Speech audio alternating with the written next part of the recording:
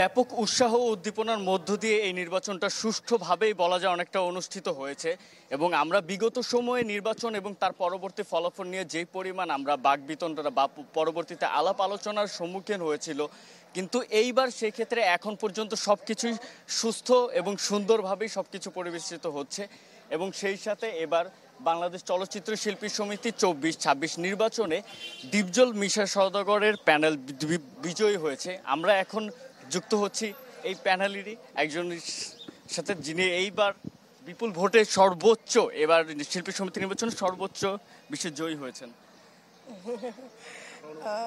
আসলে ভীষণ ভালো লাগছে। এখানে আমি কিছুক্ষণ আগেও বললাম যেখানে পাশ করাটা এত কঠিন, শিল্পী সমিতির ভোট কিন্তু এখন অনেক কঠিন বিষয়। তো সেইখানে আমি সর্বোচ্চ ভোট পেয়েছি এবং আমার পুরো প্যানেলের জয় জয়কার।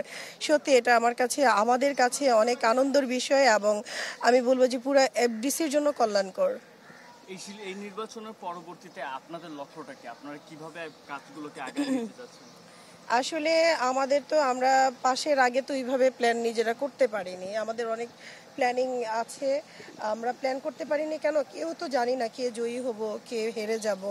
এখন যেহেতু জিতেছি আমরা বসে সুন্দর করে প্ল্যান করব, ভালো কিছু করা যায়। শিল্পীদের যেখানে যেখানে লেকিংস আছে এই লেকিংসগুলো আমরা রিকভার করার ট্রাই করব। আর সেকেন্ড হচ্ছে যারা বিজয়ী হতে পারেননি, আমাদের একটু আগে দেখেছেন যে নিপুণ আমাদের সাথে হাত মিলিয়েছেন, আমি বলবো যে নিপুণকে আহ্বান করব, নিপুণের পুরো প্যানেলকে। জুবায়ের, আপনাকে ধন্যবাদ। জুবায়ের ছিলেন বিএফডিসি থেকে, সেখানকার শিল্পী সমিতি নির্বাচনের ব্যাপারে আমাদের জানাচ্ছিলেন।